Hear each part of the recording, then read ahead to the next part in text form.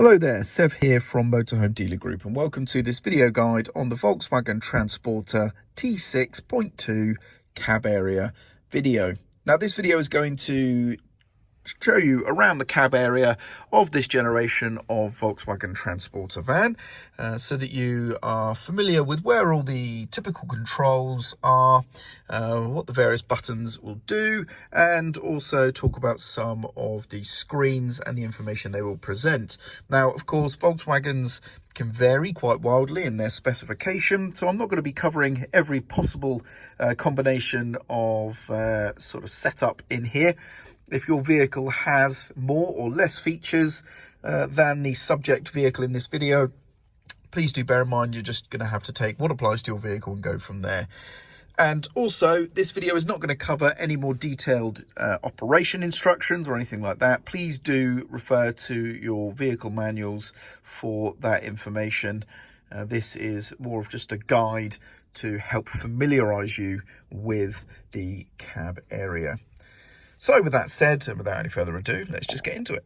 So we're going to start over here on the driver's door card, and just here we typically have an array of controls. We have the ability here, as you can see, to lock the rear section of the vehicle. We then have the window controls for the electric cab windows, and we then have a mirror adjustment control. Now this is the sort of standard one. This just allows us to select between the left and the right mirror or disable the control. With a mirror selected, you can move this around to adjust the selected mirror. The 6 o'clock position on this particular setup is turning on the heater elements inside the mirror just to help them demist. Now, if you have electronically folding mirrors or anything like that, then this will vary a little bit to incorporate those functions as well, but it should be pretty obvious how you use it. And then we have an overall lock and unlock on the cab doors here as well. We have the door handle just here. Down here by the driver's knee, we have the vehicle lights control. This is the standard control, and we have here the off position, side lights, and headlights. So just turn the dial to the desired position. For your fog light, you select the headlight position and then pull the control out to turn on your rear fog lights. If you have front fog lights, then the first position will be front, and then you'll pull out to a second position for rear fog lights, and it will indicate that you have both sets of fog lights by having the additional front fog light icon on here as well. You can also have automatic headlights, where this control will vary a little bit as well with an automatic position, but the functionality is still somewhat the same. Down here we have a dial, and this controls the headlight angle adjustment. Above, we have a button here for turning off the stability control. So this is essentially a system that is going to inhibit unwanted wheel slip and spin, which is going to be wanted for normal, typical driving situations. And this is, of course, enabled by default. But in a muddy field or something like that, this system can cause you issues. So you can temporarily disable it there if you have need. We then come to the steering column, so the steering wheel and stalks. We'll start with the stalks first. On the right, we have your wiper stalk, and the wiper's intermittent delay can be chosen with the rocker switch just here. And if we pull towards us, that's going to do a screen wash. Over here we have your indicators and lights. So this is going to control the indicators. It also has lane change by nudging as well. And then if we push away, we're going to toggle the main beam on or off, and flash is a pull towards you. Nice and easy. And of course, these are parking lights should you leave the vehicle parked with the indicators on. We then come to the steering wheel, and on this particular model we have the horn in the center, which is standard. As you can see, it's to either side of the VW badge. You can either use a thumb to reach over from the rim of the wheel, or you can punch with your palm. And then we have the volume and source or track forward and backwards controls on the silver portion of this detailing in the rim here for controlling the entertainment unit, of course. We then have a series of buttons here which are used to control the MFD in the instrument binnacle, which I'll show you a little bit later. And this vehicle is also fitted with cruise control, so we have the buttons for that just here. And cruise control is very easy to use. We have an on-off button which you press just here, that will turn the system on. And then we have the ability to set the desired speed. Once you reach that speed, you can move or adjust the speed in 5 mile an hour increments by going to the plus or minus buttons here, and 1 mile an hour increments while the system is armed by using the set or resume buttons. Now, if you use the brake or if you press the cancel button here, then you're going to find that the system pauses or sort of disarms itself, so it's no longer active, but it will keep the previously held speed in memory on your MFD. You can resume that previously held speed by pressing the resume button, providing of course that you are traveling at I think it's somewhere north of about 17 miles an hour. Speeds below that you can't use cruise control, so as long as you're traveling faster than that, then press the resume, it will try to reach the previously held speed. So that's your cruise control, and that pretty much covers the steering column. There is an adjustment for that, but I'll show you that towards the end of the video. Next up, we have the ventilation controls, which are down here. We have the temperature here, fan speed, and then we have fan position right here. There's a potential row of buttons here. This particular vehicle has a air conditioning toggle button just here and air recirculation button there. This is the hazard warning lights. And then over here we have a button for disabling the auto start stop functionality, should you so wish. So this vehicle, of course, is a sort of closer to baseline spec vehicle. There is a very good chance you'll have more buttons here, but like I say, just refer to your manuals if you need to understand the function of those buttons. Above we have the entertainment unit, and I'll cover that in detail in just a moment. We have the gear stick here. This vehicle is a manual, as you can see. It is a 5-speed manual.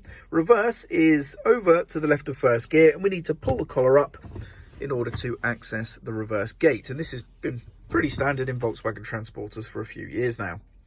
Of course, if you have an automatic, then this is going to be a little bit different. Down here we have a cup holder, we have a 12-volt power socket just here, and we have 2 USB-C connections. So these are not USB-A, these are USB-C, so make sure you're buying the right leads for your mobile devices there. Next door we have a lockable glove compartment. We have some cubby holes up the top. We have cup holders mounted in the dashboard area, which is the same from the initial release of the T6 generation vehicle. This vehicle has a reversing camera fitted and completely aftermarket. So this is not a standard Volkswagen setup, but that's where you can find a rear view mirror, of course, but they're not always standard.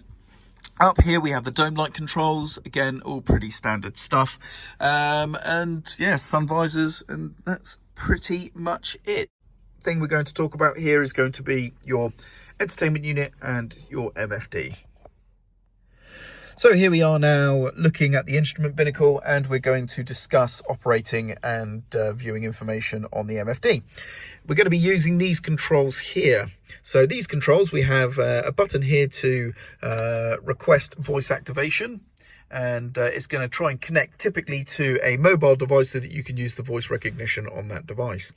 The view button here is going to show us what is essentially the matching information over on the entertainment unit. So depending on the screen you have available there, depends on what is going to then end up appearing right here. But for this part of the video, the main buttons we're going to be using here are going to be these here. So the up, down, the left and right page buttons, and the OK. So as mentioned, these are page buttons. We're going to go left or right through the different pages of information.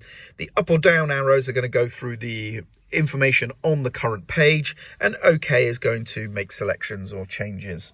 So what do we have? So we have windows for vehicle status, driving data, assist systems, audio, telephone.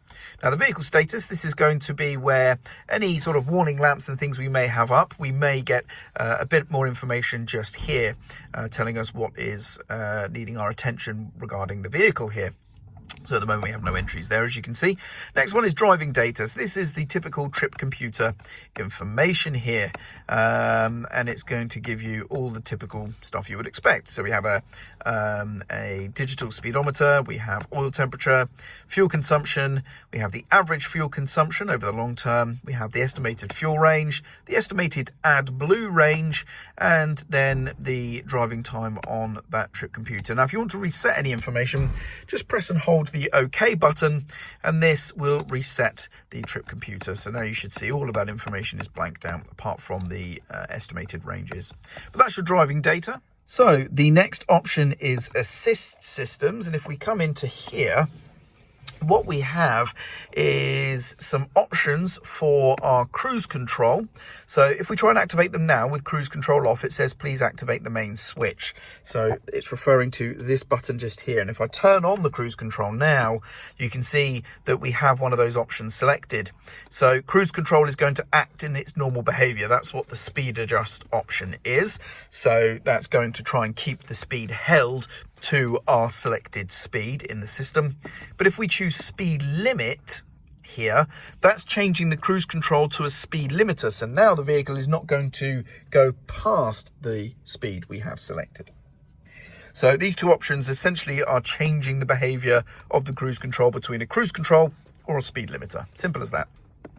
And here we can enable or disable front assist. Now, front assist is an autonomous system designed to warn you of a potential crash and also assist in braking. So it can help improve the reaction to a crash by potentially getting on the brakes quicker than you can. Of course, you're still supposed to do it yourself as well, but it can just help, which in doing so can hopefully even avoid a crash. But if you do still end up with an impact, hopefully it can lessen the severity of said impact. So front assist ideally should be left on, which is why if you disable it, you do get big warning triangles to tell you that something's not as it should be.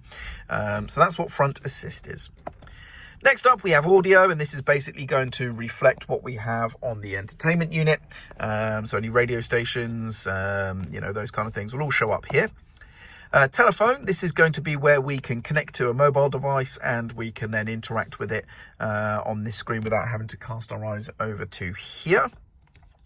And then we're back to vehicle status. So it's as simple as that. And that pretty much covers the MFD in that regard. Now, as mentioned, I've turned on the cruise control to show those assist settings a minute ago. You can see now the odometer here has changed to the speed that the system is using. So at the moment it's blank because we don't have a speed selected for the cruise control or speed limiter system, but that's where it will display there. The trip computer logged mileage is down in the bottom right, as you can see, and the time of course is at the top.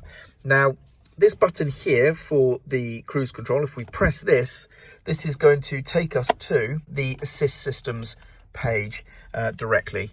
There we go, as you can see there. So that is directly taken us to the assist systems page so that we can immediately adjust those settings without having to go through the rest of the MFD first to get to those, to get to that page. If you want to quickly make a change either to the cruise control or to the front assist, then you can do so just by pressing this button here. That is a shortcut to that particular screen.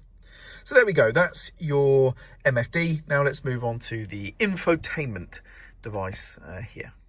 So next up we have the infotainment center. Now I'm not going to go into massive detail on this unit because there's a lot to cover potentially if you want to go into every minute detail of every area of this system, but I'm going to just explain how you navigate through it and where you're going to find some important settings and information that you will need, which aren't immediately obvious as well. So to turn the device on, we simply press the power button, which is by pressing that rotary encoder in, and it will come up. Now we're currently on the radio page.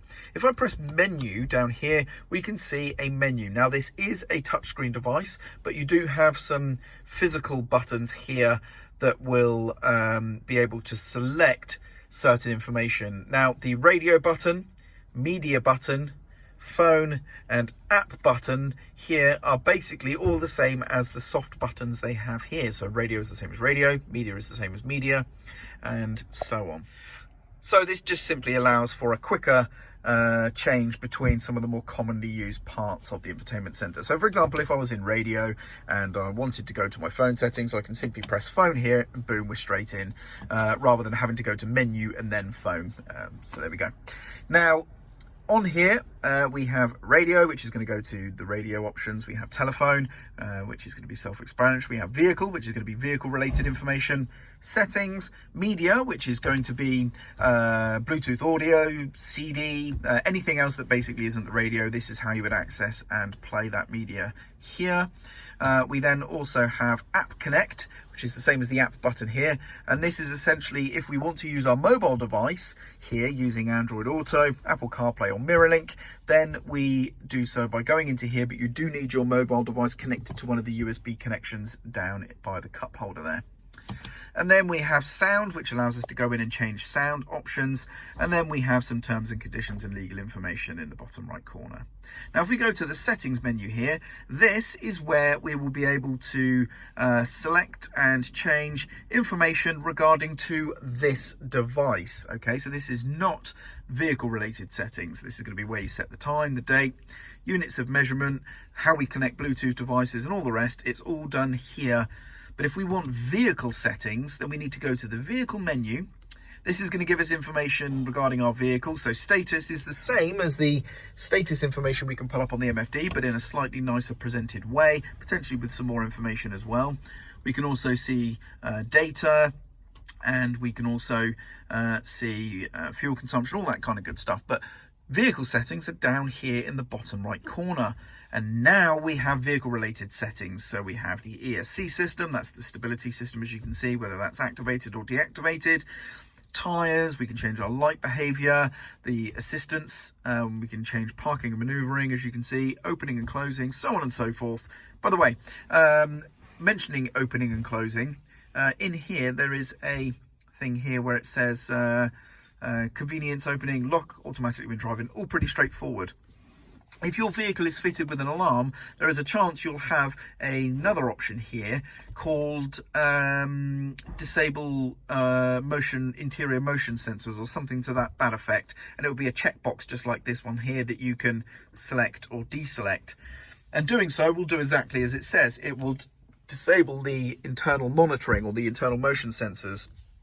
Very handy, for example, if you are pulling up at a newsagent, you want to get a pint of milk and a newspaper, but leave the dog in the car, and you don't want the dog to set the alarm off, then that's something you'd want to do.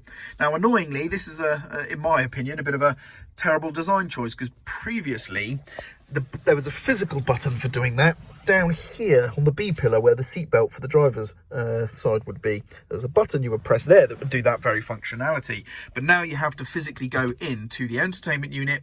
You have to go to vehicle settings or vehicle, then settings, to opening and closing, and then check a box there. So if you're looking for that functionality, if you've had a Volkswagen before that had the physical button and now you're looking for that functionality here, this is where you will find it. So there we go. Now I'm going to press the back button to go back.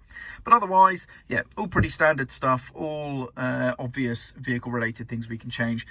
By the way, this is also where we go here on the service option to see the next oil or inspection service due, mileage or duration. So of course, whichever comes first, either the time, so the amount of days, or the mileage, whichever elapses first, is going to trigger the message on your vehicle to tell you that you need to service your vehicle. So that's where you would find it ahead of time if you're just trying to plan ahead.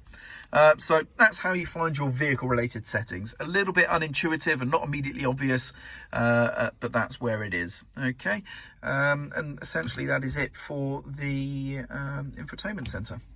So now I'm going to show you some of the other little bits inside the cab area before we wrap up. So next up, underneath the steering column here, this is where you will find the adjustment lever. So just pull this down, that unlocks the steering column, and you can move it around to get a comfortable position. Obviously we have the pedals for driving here. The bonnet release is just here, and we do have an under bonnet video guide for this generation of vehicle. If you want to see that, you can do so.